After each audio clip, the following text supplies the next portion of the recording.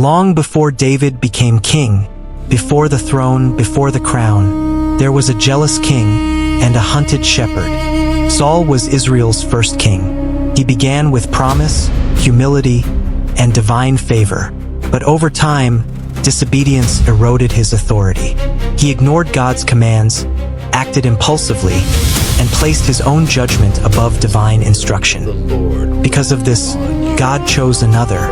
In secrecy, the prophet Samuel anointed a young shepherd named David as the future king of Israel. David would later defeat Goliath and become a national hero. Songs filled the streets. To the people, it was celebration. To Saul, it was a threat. Jealousy turned to paranoia. Paranoia turned to violence. Saul made multiple attempts on David's life. Spears were thrown. Traps were set. Assassins were sent. Eventually, David fled and found refuge with the prophet Samuel at Naioth in Ramah, a community where prophets gathered and worshipped under Samuel's leadership. When Saul heard where David was hiding, he dispatched armed messengers to capture him. But something unexpected happened.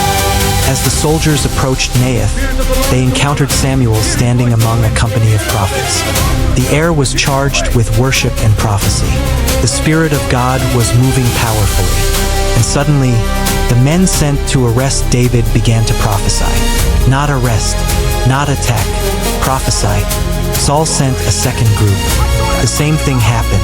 A third group. Again, they were overwhelmed by the Spirit of God and began to prophesy. Finally, Saul himself decided to finish the job. But before he even reached Samuel, the Spirit of God came upon him as well. The king who once tried to kill David was overtaken by the very spirit he had resisted. He began to prophesy and lay there all day and night.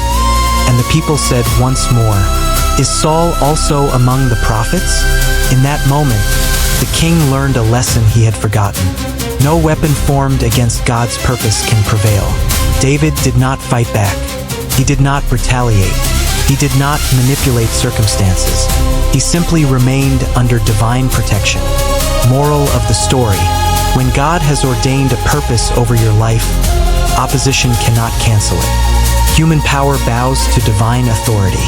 Jealousy may pursue you, but God's presence will preserve you.